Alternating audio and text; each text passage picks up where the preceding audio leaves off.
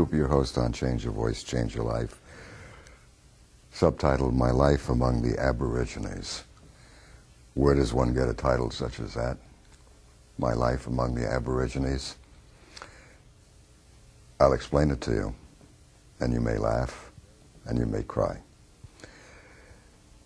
Today we live in a world where the medical model, medical profession is honored and respected, and well it might be. But there are certain areas in medicine I find are dated back to the Dark Ages, if not the Stone Ages. One of those areas is a condition called spasmodic dysphonia. I've just completed a book called Curing Hopeless Voices, which involves spasmodic dysphonia, the strangled voice. Unfortunately, I'm the only doctor in the world reporting cures of this condition. I've been reporting cures for 35 years. My medical colleagues and my academic associates insist, one and all, there are no cures of spasmodic dysphonia. They indicate that it's incurable, and when you are diagnosed with the problem, you can't talk, your eyes are spasming, your face may be spasming, your throat muscles may be spasming, you may have back problems associated with this condition. And the problem is when you talk, it's a monster voice. It's off-putting. The medical community, medical profession worldwide guarantees there are no cures of spasmodic dysphonia. They tell you that when you are diagnosed with the condition. They have guarantees on their websites, Johns Hopkins, Vanderbilt, Wake Forest, UCLA, you name it. One and all in this country and around the world, saying there are no cures of the condition. It's hopeless. It's incurable. That's not true. The fact is, there are cures of the condition.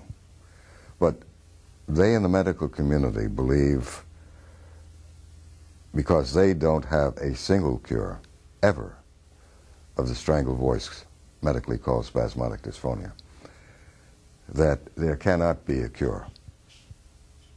That's, of course, a little arrogant and might be called chutzpah on their part.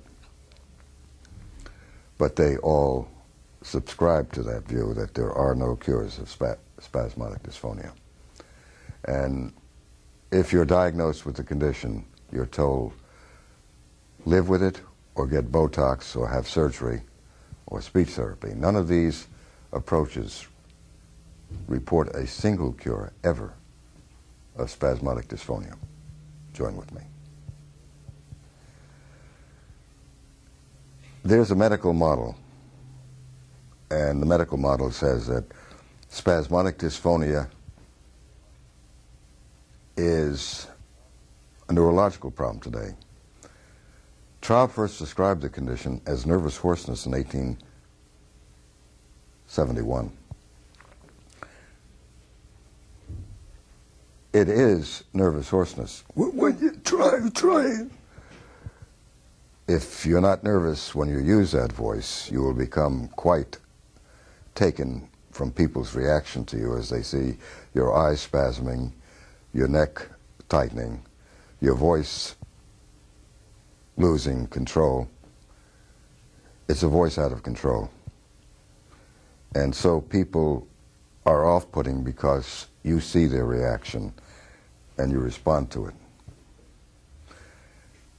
My colleagues in the medical world and academia, I find, are well-intentioned, compassionate, decent, but they adhere to a paradigm, a concept, a theory, that the condition called spasmodic dysphonia is medical and incurable. The condition is not medical, and the condition is curable. I've been reporting cures and have peer review of the cures way back in 1980. I have a DVD which indicates before and after cures of spasmodic dysphonia. Patients giving up the right of privacy and confidentiality to tell how they've been cured of their so-called incurable voice problem. And I've been privileged to report there are cures of this condition. But the medical community refuses to allow discussion in today. The academic world, of which I'm a part of, I'm a PhD in voice rehabilitation expert in the area. I served on the staff and faculty at UCLA Medical Center for 8 years and ran their voice and speech clinic, and Dr. Jack Pressman, the chairman, then said I was the best he had ever known. Lee Travis, one of the 5 founders of the American Speech and Hearing Association, said I'm the best in the voice business. It's very kind of them. But I report cures of so-called hopeless voice problems, not only of spasmodic dysphonia, but unilateral cord paralysis, pre-malignancies, bad raspy voices. I do it all naturally. It may be stepping on the toes of those who give Botox shots, 4 to 10 Botox shots a year for spasmodic dysphonia, at a fee of maybe $1,000, $2,000, $3,000 or $4,000, and it's a lifetime annuity and a full-time employment, I say. Do I live in a world of Aborigines, whether they're in academia or the medical world? I sometimes fear I am in that world. We have progressed greatly in various things that we've done in this world. But in the treatment of our voices, we seem taken with medicalization. Medicalization, making voices a disease. Lynn Payer wrote a book, she wrote for the New York Times, called Disease Mongers. And I find that Lynn Payer is right there, up front, accurate. We have made our voices into diseases. The compliments of the medical community, ear, nose, and throat doctors, and neurologists today.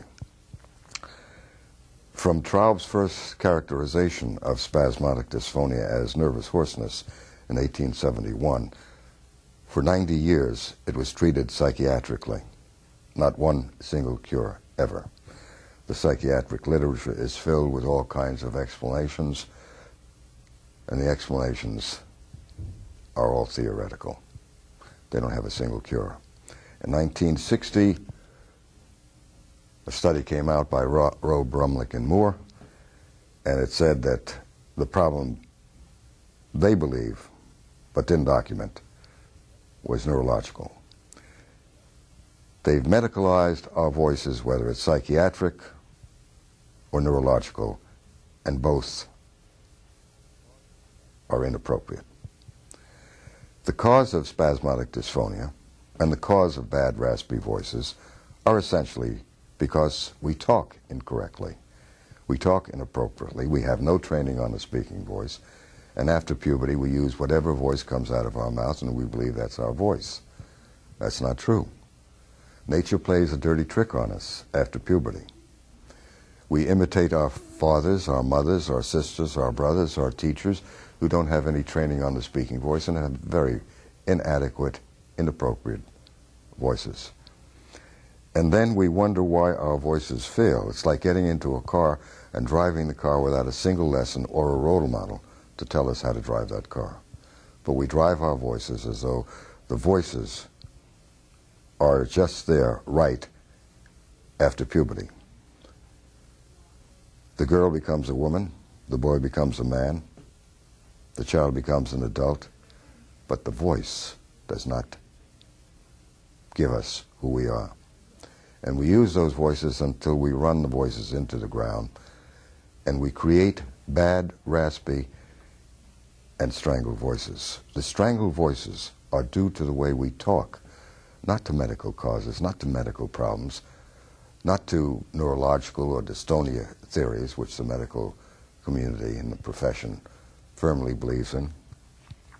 And they're well-intentioned, they're compassionate, but there's an expression. The road to hell is paved with good intentions. The medical community today, when you go to your physician and they diagnose spasmodic dysphonia, they tell you it's incurable. You can't beat it. That's nonsense. They tell you it's neurological.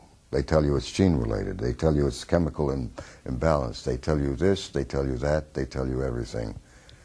And they in the medical community never, ever report a single cure of spasmodic dysphonia around the world.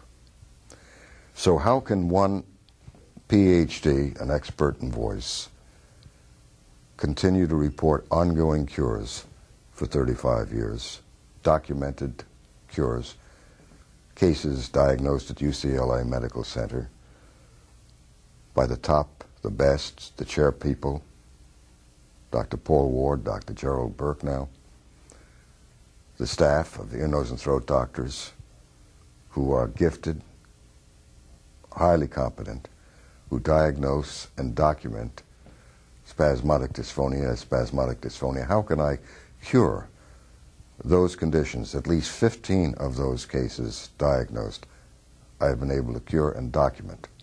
It's in the book that just came out, calling Curing Hopeless Voices, the Strangled Voice Spasmodic Dysphonia. Talks about so-called other hopeless voice problems. The book will be in the library shortly. Until then, you can get a free copy if you have spasmodic dysphonia. Come to my office. There's a DVD which talks about before and after cures of this condition by patients who give up the right of privacy and confidentiality to tell the public and to tell the medical world that there are cures of it, and they have experienced cures. They come from UCLA Medical Center, they come from Scripps, they come from Mayo, and the top medical centers in the country. Yet my colleagues in medicine, and they are my colleagues, and my colleagues in academia, and they are my colleagues, do not give hope to any of these people for a possible cure. They in academia and they in the medical profession guarantee in writing, they guarantee in writing that there are no cures. And so when you're diagnosed with this condition called spasmodic dysphonia, which Robert Kennedy Jr. has, Diane Rehm, and so forth, you are guaranteed there are no cures. I report cures of spasmodic dysphonia ongoing, documented. 15 cures alone at UCLA Medical Center.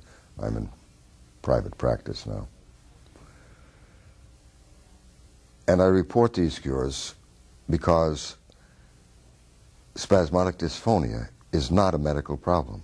It has never been a medical problem.